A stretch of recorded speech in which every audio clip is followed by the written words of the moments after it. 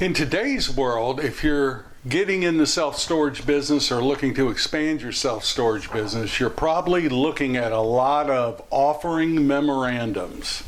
We've got to develop a way to quickly look at these memorandums and see whether they're projects that'll work or not work for us.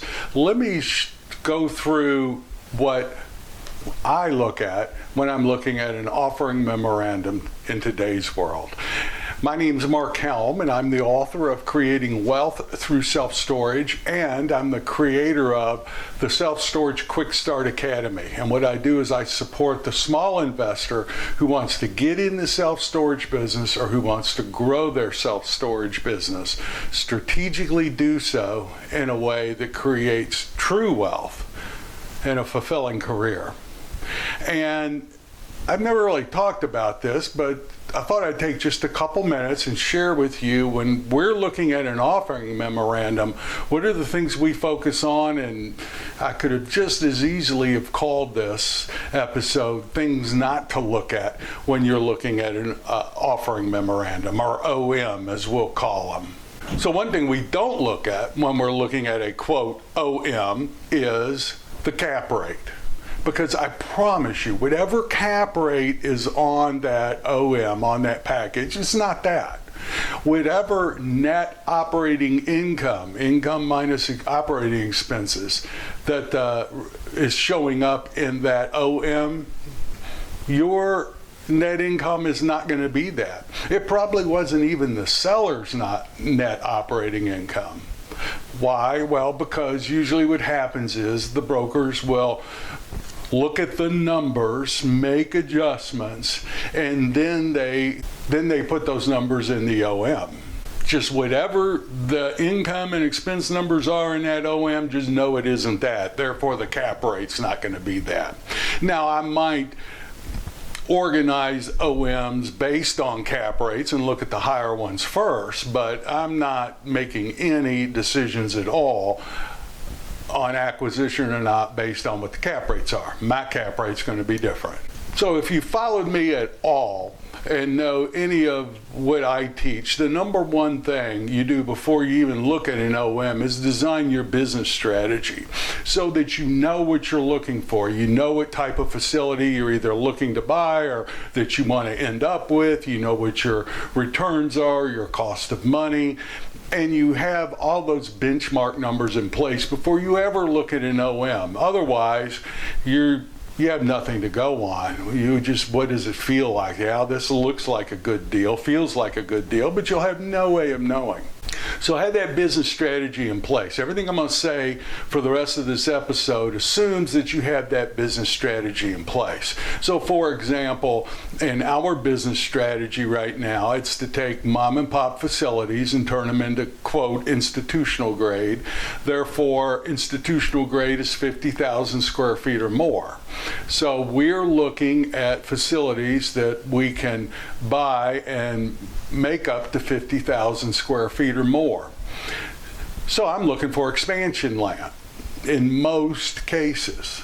So know what your strategy is before you ever look at your first OM so that you know quickly whether that comes in or goes out. So if I saw a 20,000 square foot facility in a market that we're not currently in and it had no room for expansion, that would not be one that I would look at. So I would keep that, but it would go into a particular folder. Someone else may be interested that we know in that, but it's not one for us. So let's say that there are, and there always are, at any given moment, I have 10 projects I can be analyzing. And so when I'm ready and have the time, I will go to that folder where those OMs are sitting, and I open them up. And the very first thing I look at is location. Where is that facility located in that market? So I've learned the hard way that you want to have a facility that's on a well-traveled street and has high visibility. Remember, retail, self-storage today is like a retail business. It doesn't necessarily have to be on, quote, retail land like a shopping center, but it needs to be seen, be able to be seen by the public and have high visibility.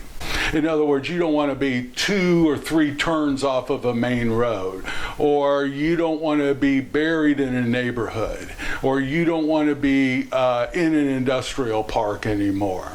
You want to be on a main road where the public can see you and where there is a large traffic count for that particular market area. If I can't figure it out by looking at the OM, I'll go on Google Earth and look at it. It's great to also have houses, rooftops, and apartments around, but the primary thing is being on a main road. Then the next thing we look at is we do a quick, or as quick as we can, determination of the viability or the health of that submarket for self-storage. Now, in most OMs today, we'll start there. The competition is listed. So I will see how much square footage is in a 3-mile or a 5-mile radius based on what's in the OM. Then most of these OMs also have population, demographics, and I'll do a quick calculation of the square feet per capita. Nowadays, if that facility for sale is located in a submarket that has unmet demand, it's most likely the package will tell you what the square foot per capita is. If it doesn't, I try to calculate it. At this point, I'm not trying to get exact. I'm just trying to see if it's obviously overbuilt or not. If I can't use the package for that, then I'll do research on my own through Google and Google Earth and try to estimate how big facilities are. But I'm not going to spend a lot of time at this point. I'm just going to look and see, are there any huge red flags that this submarket's grossly overbuilt? If it isn't, then it passed my location test. The next thing I do is try to quickly ascertain the condition of the property. I will look at the photos and I will read the investment summary very close. I'm looking for what is the deferred maintenance on the project. What type of capital improvements would we be initially making on this project? One, because I'm going to estimate a number, but 2, I want to see if this can be brought up to institutional standards or not. So for example, for us, our exit strategy is to sell to a REIT. Now, we're not going to necessarily sell everything we own to a REIT, but that's our exit strategy. So everything we're going to develop or put in our portfolio would be one that they would at least look at. So if I see everything's made out of a concrete block building and I'm not going to do anything to that concrete block, most REITs won't buy that. So that would not go in our portfolio. Or if the doors are all old and faded and rusty, I'm going to make the assumption we're going to replace all the doors. I'm going to look at the unit mix, see how many doors there are, put a number, $375, $400 a door, and then I'm going to add that to the purchase price because that's the capital improvements. What does the concrete or the driveways look like? Am I going to have to upgrade that? How does the drainage look? If I look at the picture and see weeds growing out of the cracks around where the building foundation concrete pad is in the building, I'm going to assume that there's some drainage issues and throw a little money in for that. So I quickly ascertain what is the condition.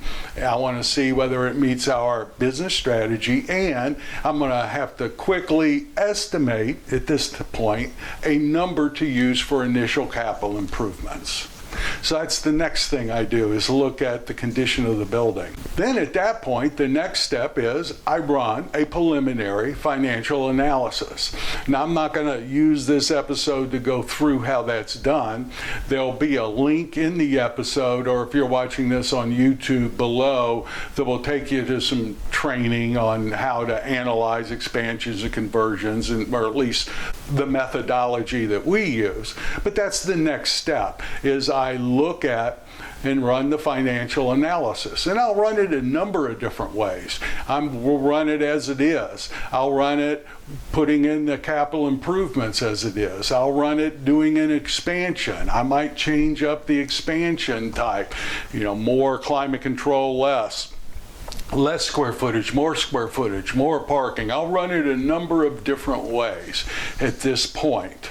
My experience is today for most listed property, I'm not going to buy it much more than 10% below the list price. So if I've got to get it at half the listing price or 70% of the listing price to make it hit my benchmark numbers, odds are I'm going to put that OM in the file and file it away for future reference in case that property comes up for sale again. But I'm looking for what is a realistic way that that property can meet our business strategy and our benchmark numbers and work. And my due diligence will either prove or disprove my assumptions if we move forward on it. So that's the next step I do, is run the preliminary analysis. At that point, if everything looks good, I will then purchase either through a subscription service or like Yardi, or through where you can buy them one at a time like Radius Plus. I will purchase a preliminary report showing the square feet per capita in that submarket, some more pricing information, and I'll get a little more detailed on what's on that submarket. Then if everything looks good, I put it in a file called potential deals, and when I'm ready to pull the trigger, I organize my file called potential deals, put them in the order of priority I think I would like to own them in, and then those are the ones that we go after to see if we can control. That's quickly how we look at OMs in today's market and organize ourselves so that whatever time we have that we can focus on them, we do it in a systematic and structured way, and it's the same for all of them. So thank you very much. My name's Mark Helm. I'm the author of Creating Wealth Through Self-Storage, and I'm the creator of the Storage World Analyzer. That's the financial analysis tool we use to run the preliminary analysis, and we'll run a number of them.